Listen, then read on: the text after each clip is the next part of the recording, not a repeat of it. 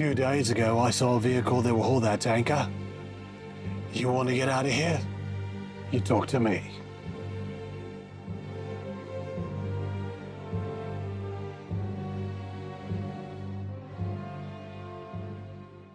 What the hell are you talking about, Andreas? Tanker? Talk to you? What are you talking about? Hey, Andreas, did the Mothman crap in your hair? Ray, I'm trying to do a retro bit here. You want to help me out? Yeah, I'll play along. But you sound like some bucktooth bogan. No. The only reason you could even do that accent is because you're from the Papua New Guinea. Not even close, Ray. Hey, did the dingo take your baby? What?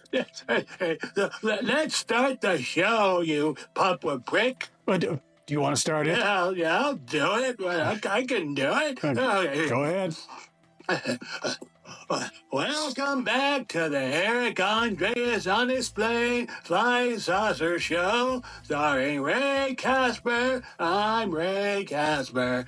Because idiot Andreas is so lazy, he won't be doing his regular crappy show this week, but rather he's gonna do this quick little goofy movie segment, and I agreed to do it because I won't have that meddling, dangerous Grimmhauser here attempting to thwart all my plans, and I'm not gonna give Grimmhauser the opportunity to take my other good leg.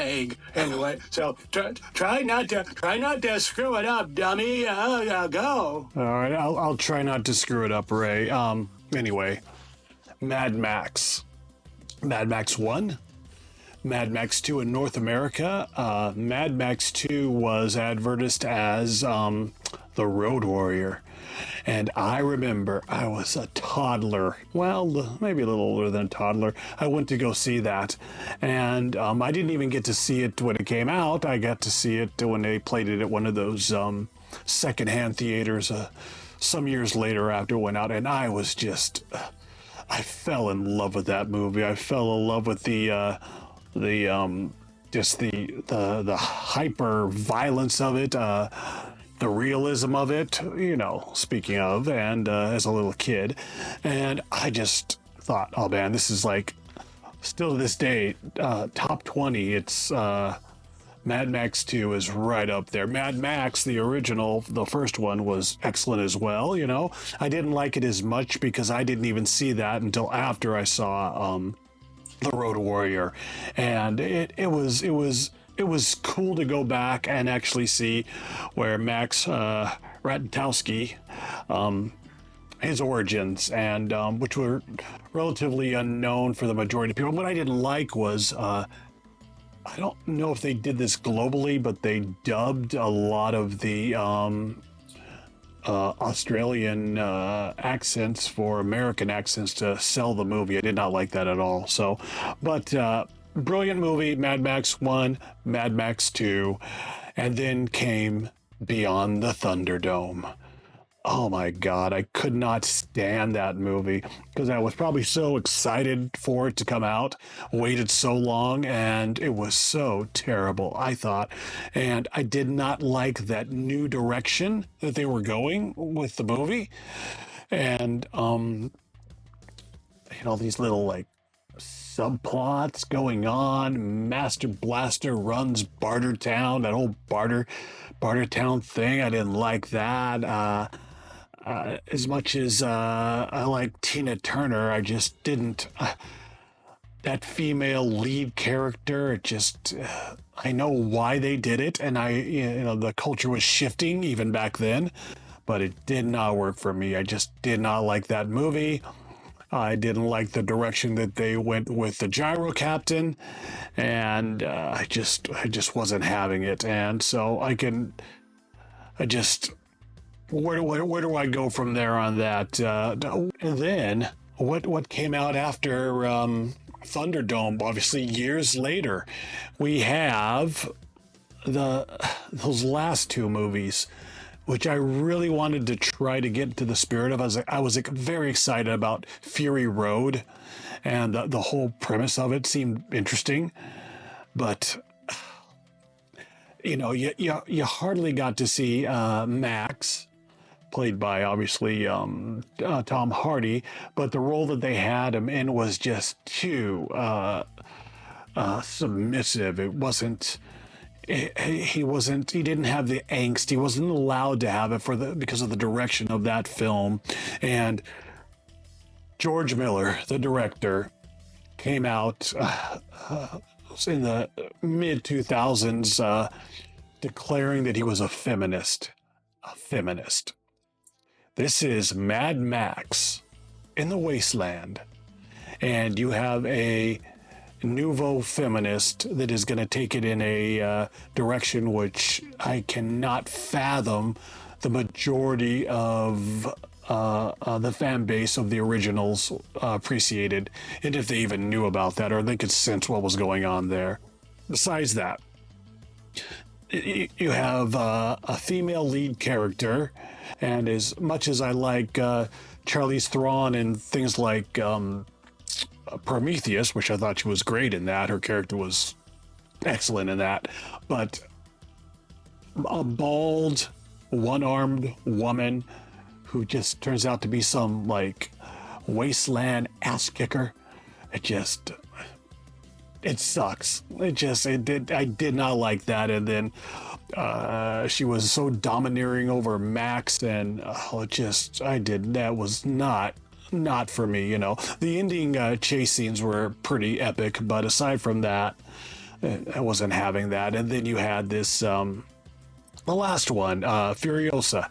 And as much as I do really love Anna Joy Taylor, her acting, and she's excellent, and she was great in the movie, but I do not like this direction. This is Mad Max. This is supposed to be a male-driven, male-oriented franchise, and I just didn't like even the beginning of it. It just took such a feministic tone, and I'm not bashing totally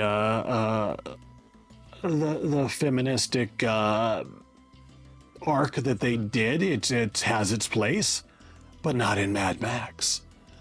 And I really tried to get on board. They even found a way to emasculate Liam Hemsworth in that movie, and not only emasculate, make him appear to be like he's just like this goofball, and they even fiddled with his looks. I don't know, maybe George Miller was intimidated by the way the man looks, but I have no idea what was going on there. But Mad Max needs to stay in a specific direction. But let's get Ray Casper's thought on this one here. You're too nice, Andreas. Nice. Those last three movies were nut-filled turds. Don't get me wrong with those movies. At least the last two, they got some juicy dollies in those, but they weren't enough to get Ray Casper going and get Ray Casper motivated. Said I agree with you for once on the motif. I use the word motif, a big word for you, but of the movies and the direction of it just doesn't seem very yes.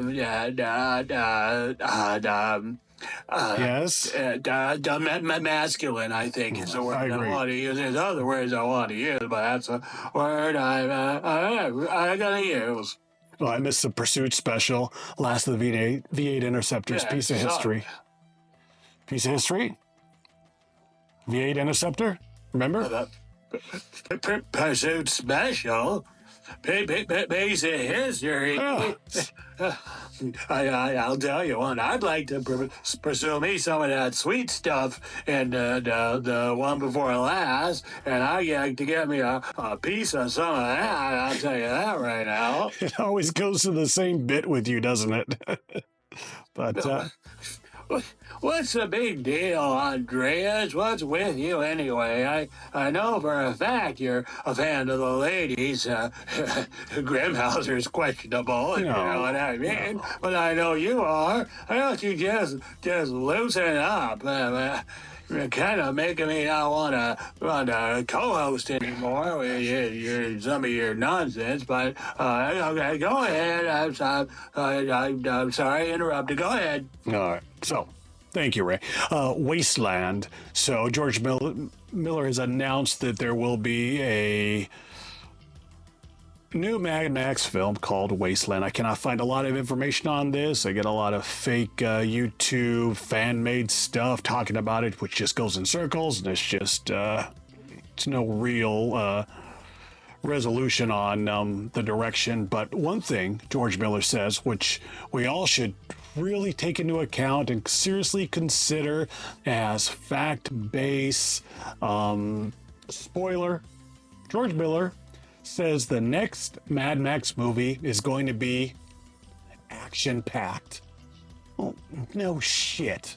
What else is this? This isn't Remains of the Day. Of course, it's going to be action-packed. That's what he's giving us, action-packed. So, I know, like I say, what else are we going to expect from this man unless he's hopped on board as of late with the slight change in the culture in the West that's en route, hopefully, and we can get back to some more masculine movies. And like I said, there's a place for female-oriented movies. I love some of these, a room with a view sort of stuff. Let's leave it at that.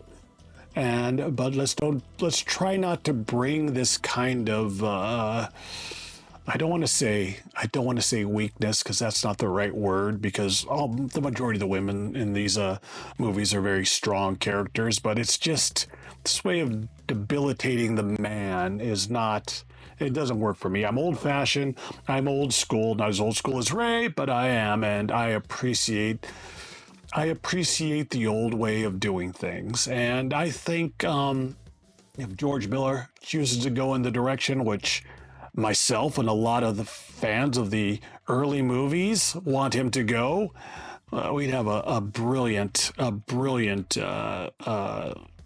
direction here. That's what I think. So I want to say that I am looking forward to the next Mad Max, not Mad Max, Susie Pumpkin Flowers, slays 100 wasteland barbarians. That's what I'm looking for. What do you say, Ray? So sad Max, more like it. No. At least in the Road Warrior, Max Rokotowski almost got himself into something pretty sweet from that juicy tomboy warrior broad. Sing it. Decided to go off and get herself killed on the top of that anchor, and she should have never been on to begin with. She should have been riding up front with Max, and he could have been on his road to Mad Max, something sweet heaven. Yes, he could. I agree. Thank you, Ray. So, final thoughts. I say, George Miller, bring back. Okay. Hold on, Lorraine. Let me just get this going here. Last bit. Final thoughts, George Miller. Bring back Mad Max. Bring back Mel Gibson. Bring back the Gyro Captain. And bring back the Pursuit Special. Last of the V8 Interceptors. Piece of history. Be ashamed to blow it up. Bring back the Gyro Captain. Bring back his gyrocopter. Whether Max has been working for the last 20 years to put the piece the car back together with pieces that he finds on the wasteland. And the gyro captain has a new fancy gyrocopter. Bring back these characters, and the scene is going to be set.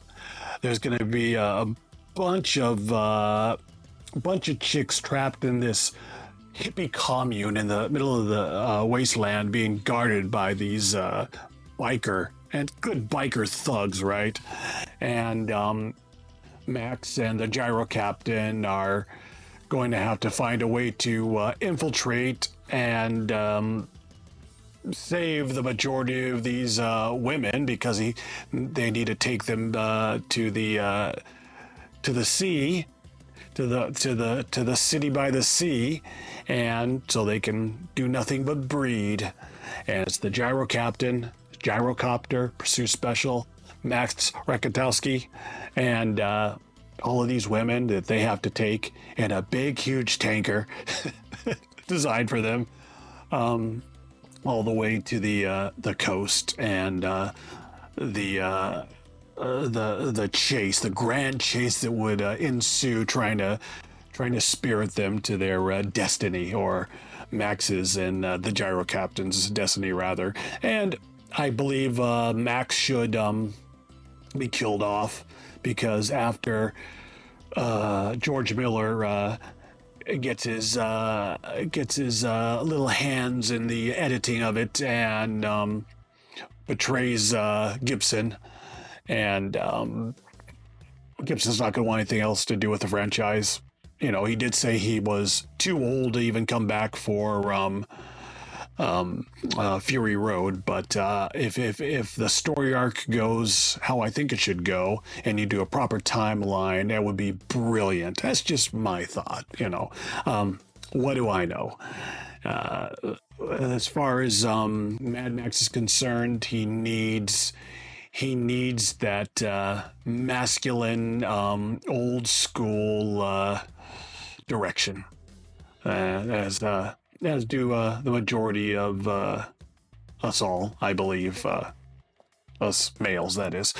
Anyway, thank you so much for tuning in to this quick little movie episode. I don't want to trespass on Blake Grimmhauser's movie moments, so it's just a quick little segment until we come back next week on our regular show. And yes, thank you so much for tuning in for this and enduring it and listening to my rant. And I am expecting some negativity on my opinions on this, but you know, what are you gonna do? It's all about. All right, what do you say, Ray?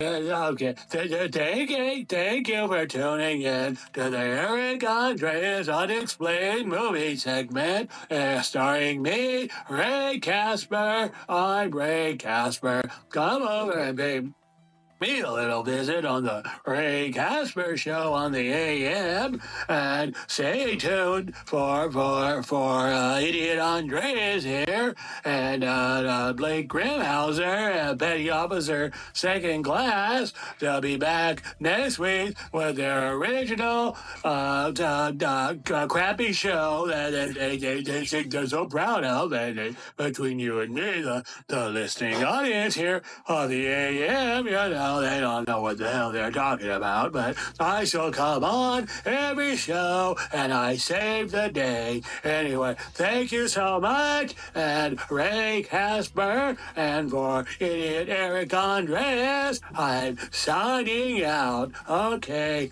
goodbye, and that's all. All right, thank you, Ray. Yeah, he's always has to spruik his own little show here. Anyway, once again, thank you for tuning in, and that's all that I have. Thank you so much. That's all. Unbelievable. It's not even fair.